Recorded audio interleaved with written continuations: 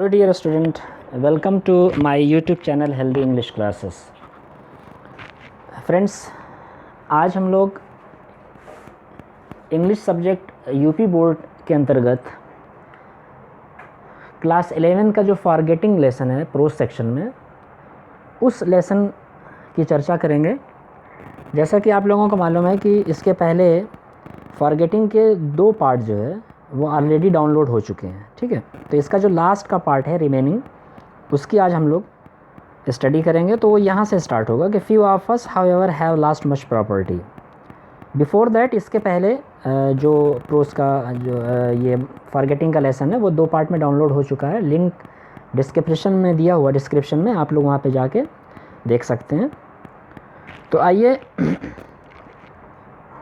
Lesson को start करते हैं। स्टार्ट करने से पहले आप सभी व्यूवर्स से जो हमारे चैनल पर न्यू हैं उनसे रिक्वेस्ट है कि चैनल को सब्सक्राइब कर लें और बेल आइकन को प्रेस करें ताकि न्यू वीडियो सबसे पहले आप तक पहुंचे। तो स्टार्ट करते हैं। Few of us however have lost much property on travel through forgetfulness.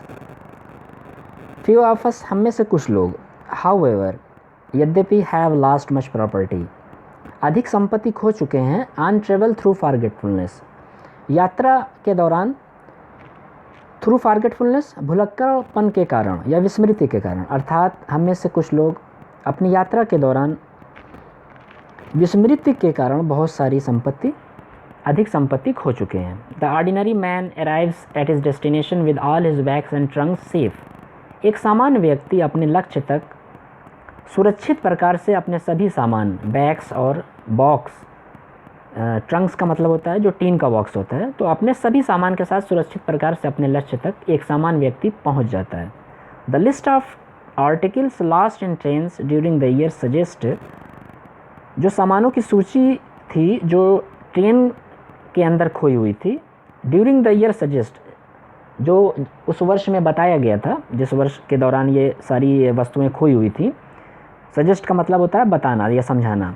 That it is the young rather than the adult who forget things, कि ये वे लोग थे या उन लोगों की चीज़ें थीं या वस्तुएं थीं जो यंग थे, अर्थात जो नौयुवक थे, रादर देन, अपेक्षाकृत, उन लोगों के जो वयस्क थे। दैट इज़ टू से, अर्थात ये सारे सामान की सूची, जो खोई हुई वस्तुओं की लिस्ट थी, ये उन लोगों की थी जो नौयुवक थे, इन कंपैरिजन ऑफ एडल्ट, वयस्क लोगों की तुलना में। आगे देखते हैं।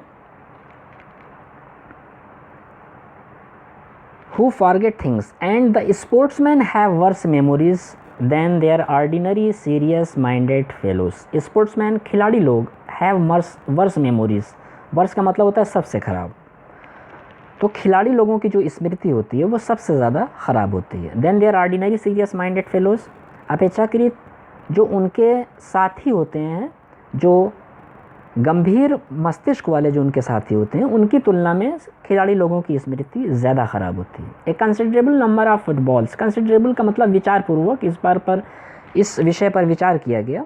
नंबर ऑफ फुटबॉल्स का मतलब बहुत सारे फुटबॉल्स एंड क्रिकेट बैट्स, और क्रिकेट के बैट्स, फॉर इंस्टेंस, उदाहरण के रूप में, वेयर फॉरगॉटन, भुला दिए गए। This is easy to understand, ये समझना आसान है, इजी है। फॉर बॉयज़, लड़कों के संदर्भ में, रिटर्निंग फ्रॉम द गेम्स, कि जब वे खेल से वापस होते हैं, have their imagination still filled with a vision of the playing field, कि जब वे खेल के मैदान से वापस हो रहे होते हैं तो उनकी इमेजिनेशन, उनकी जो कल्पनाएं होती हैं, स्टिल फील्ड, वे भरी होती हैं, with a vision of the field, playing field, खेल के मैदान के दृश्य से उनकी कल्पनाएं भरी होती हैं। And their heads are among the stars.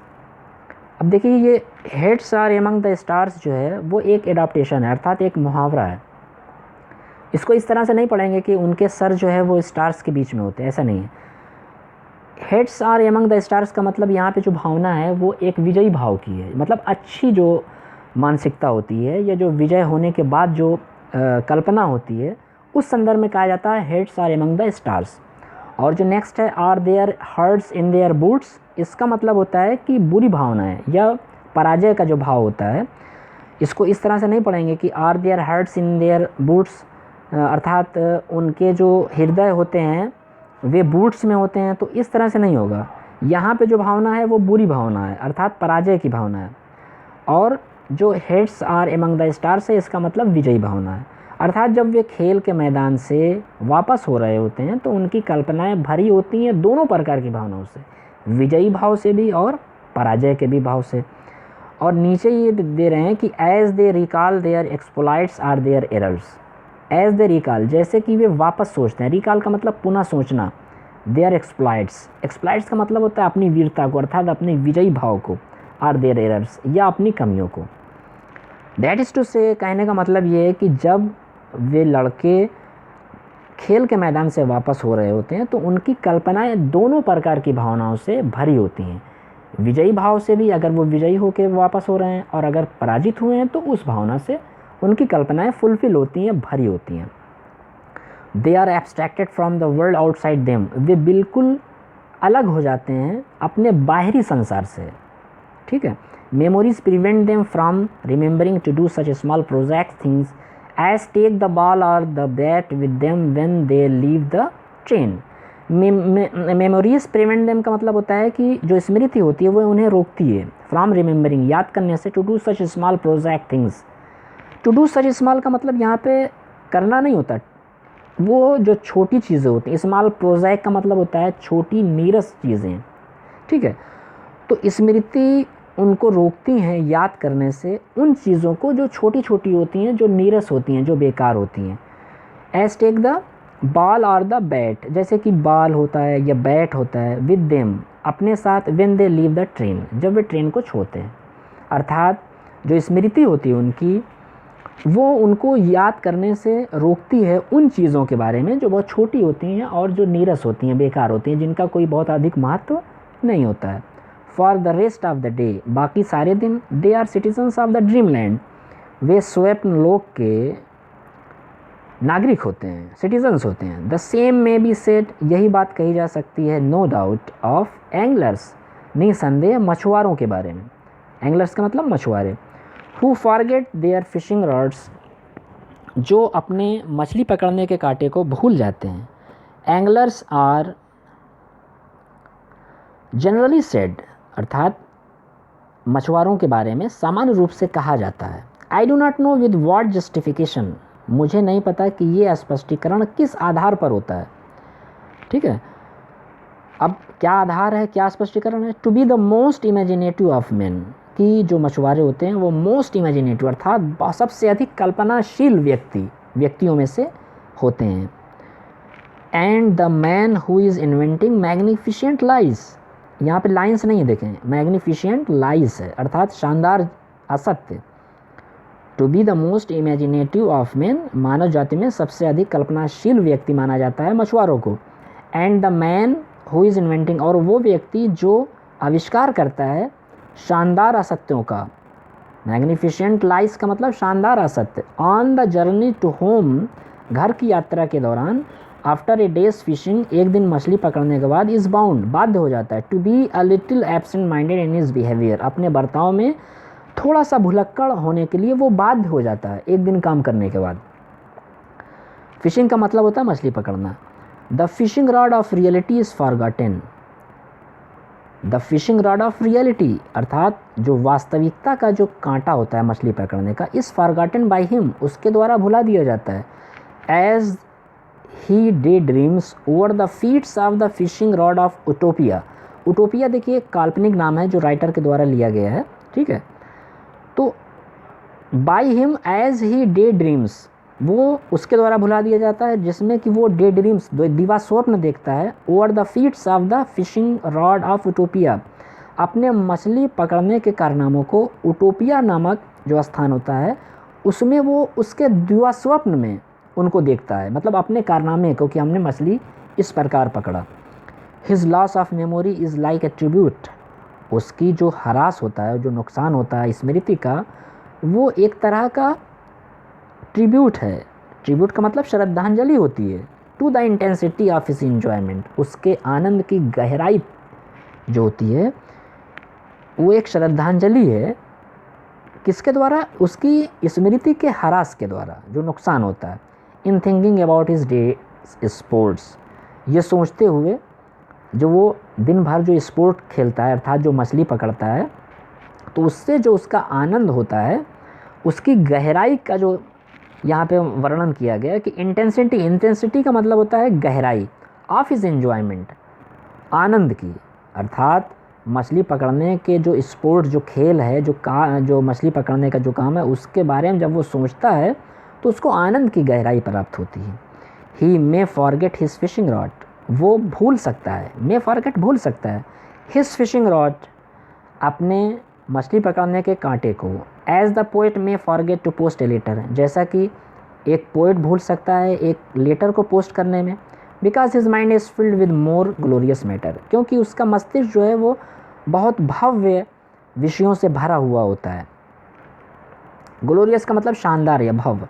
Absent mindedness of this kind seems to me all but a virtue, इस प्रकार का जो एब्सेंट माइंडनेस अर्थात जो विस्मृति के मामले इस प्रकार से जो होते हैं जो हैं वो हमें ऐसा प्रतीत होता है। सीम्स टू मी का मतलब मुझे ऐसा लगता है ऑल कि ये सारे मामले बट ए वर्चू की एक गुण है, अर्थात इस प्रकार के सभी मामले भुलक्कड़पन के एक प्रकार का एक गुण होता है।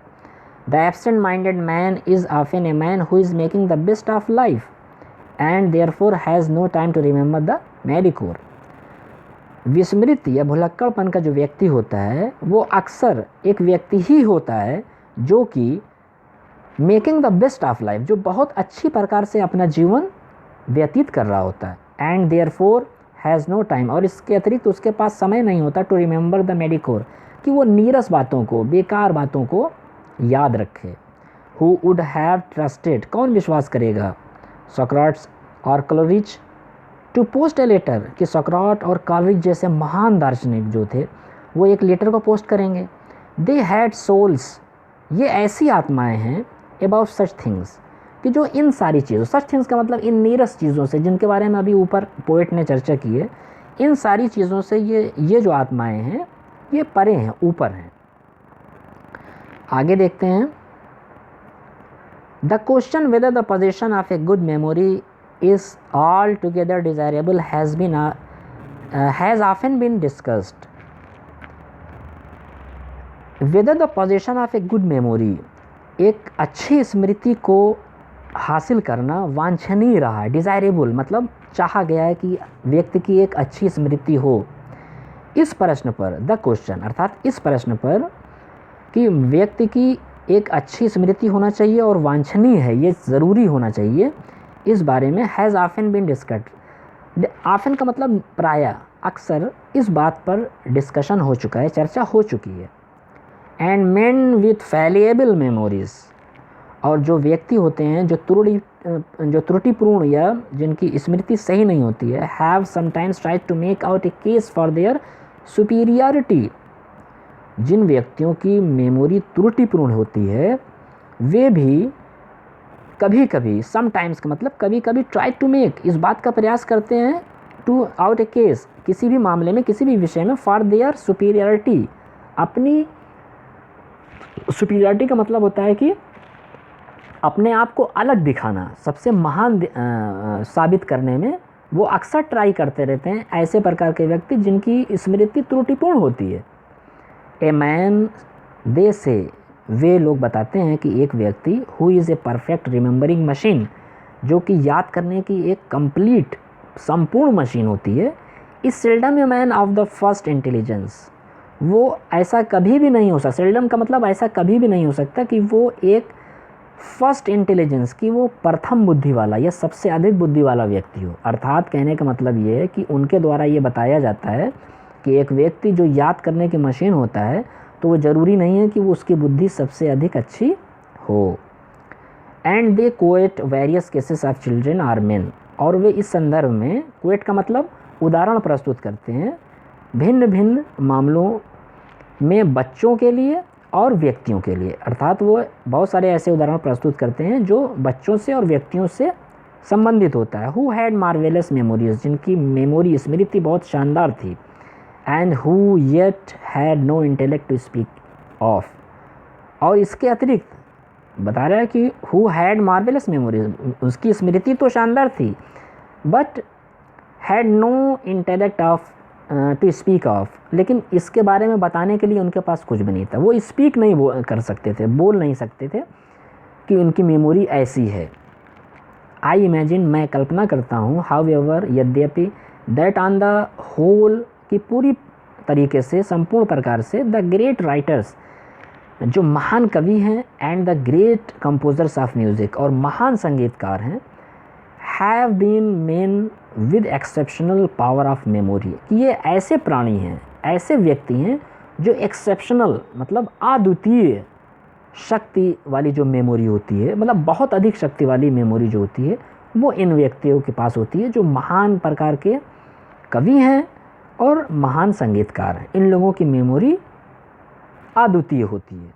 The poet I have known, कवि जिनको मैं जानता हूँ, हैव हैड बेटर मेमोरीज, उनकी स्मृति अपेक्षाकृत अच्छी होती है, than the stock brokers, share दलालों की तुलना में। स्टॉक ब्रोकर्स का मतलब होता है share Dalal. I have known, मैं जानता हूँ, memory Indeed is half the substance of their extra ordinary bad memories, sorry, memories Indeed is half substance of their art, वास्तव में स्मृति उनकी कला का आधा तत्व है। सब्सटेंस का मतलब तत्व, हाफ का मतलब आधा, अर्थात उनकी कला का आधा तत्व जो है वो स्मृति होती है। On the other hand statesman seems to have extraordinary bad memories, और दूसरी ओर जो राजनीतिक लोग होते हैं, ऐसा प्रतीत होता है कि उनकी मेमोरी बहुत अधिक खराब होती है, bad memories. Let two statements attempt to recall the same event, two statements, दो राजनीतिक व्यक्तियों को याद करने दो सेम इवेंट, एक ही घटना को दो राजनीतिक लोगों को याद करने दो। व्हाट हैपेंड, तब क्या होगा? For example at some cabinet meeting, उदाहरण के लिए एक कैबिनेट मीटिंग को ले लो, and each of them will tell you that the other's story is so inaccurate, तो उनमें से दोनों में से प्रत्येक व्यक्ति ये कहेगा कि दूसरे की जो है, यानी दो में से एक बोलेगा कि अगले की जो स्मृति है वो इनएक्यूरेट अर्थात गलत है। That either he has a memory like a sieve, यानी एक बोलेगा कि दूसरे की मेमोरी या तो सीव, सीव का मतलब छलनी होता है, or is an audacious perverter of the truth, और या तो वो दुस्साहसी है जो, परवर्टर ऑफ द ट्रूथ का मतलब सच्चाई को तोड़ मरोड़ कर प्रस्तुत करना, अर्थात दो राजनीतिक व्यक्तियों को एक ही घटना को याद करने दो, तो उनमें से एक व्यक्ति दूसरे के बारे में बोलेगा कि उसकी स्मृति छलनी के समान है, और यह बोलेगा कि वो एक ऐसा दुस्साहसी है जो सच्चाई को तोड़ मरोड़ कर प्रस्तुत कर रहा है। The frequency with which the facts in the autobiographies and the speeches of statements are challenged, अर्थात फ्रीक्वेंसी का मतलब लाइन होता है जो एक दिशा निर्देश होता है।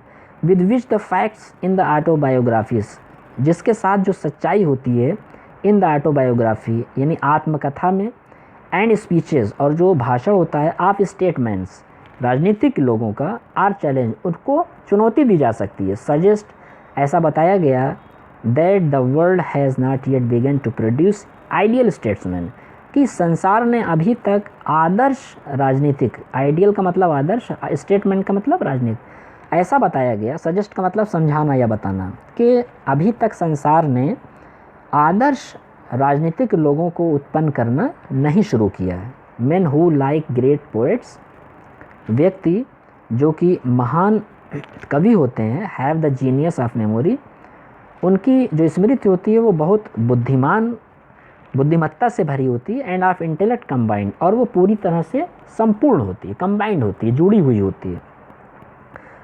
आगे देखते हैं। At the same time ordinary good memory is so common that we regard a man who does not possesses it as eccentric.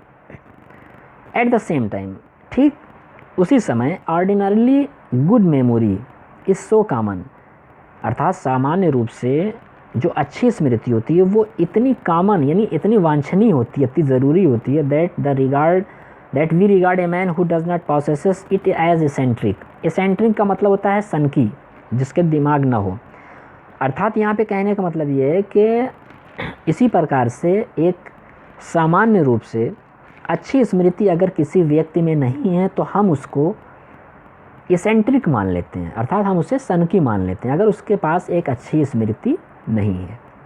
I have heard of a father who having offer to take the baby out in a perambulator. I have heard, मैंने सुना, of a father, एक पिता को, who having offer to take baby, जिसने ये प्रस्ताव प्रस्तुत किया कि मैं बच्चे को बाहर ले जाऊंगा, आउट इन ए पैराम्बुलेटर, बच्चा गाड़ी में।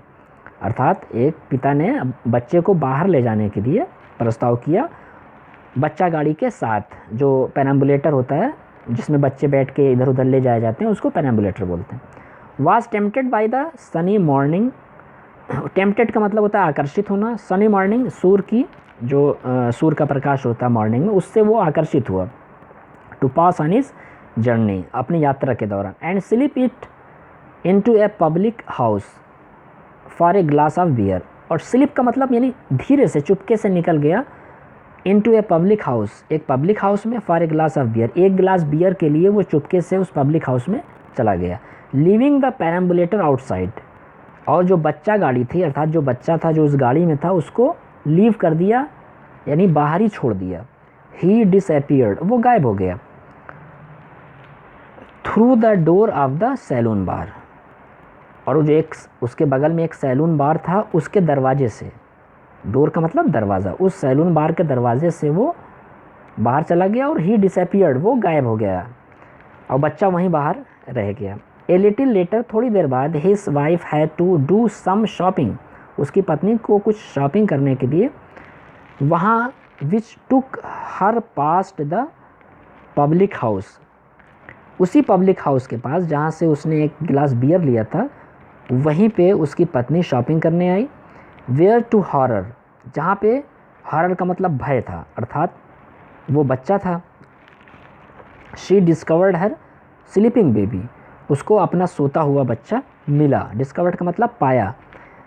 Indignant at her husband's behaviour, indignant का मतलब बहुत अधिक नाराज़ या क्रोधित होना। एट हर हस्बैंड्स बिहेवियर, अपने पति के व्यवहार पर वो बहुत अधिक क्रोधित हुई। She decided to teach him a lesson, उसने तय किया कि अपने पति को एक सबक सिखाना है।